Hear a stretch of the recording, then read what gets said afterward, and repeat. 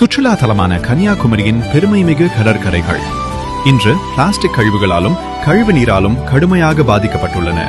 இந்த நிலை மாற தனித்தனி சுத்திகரிப்பு நிலையங்களின் தேவையை வலியுறுத்தி தலைவர் அண்ணாமலை அவர்களின் வழிகாட்டுதலோடு மக்களாகிய நாமும் நமது கடற்கரையை தூய்மைப்படுத்துவதோடு தூய்மையான பசுமையான குமரியை உருவாக்க அனைவரும் ஒன்றிணைவோம்.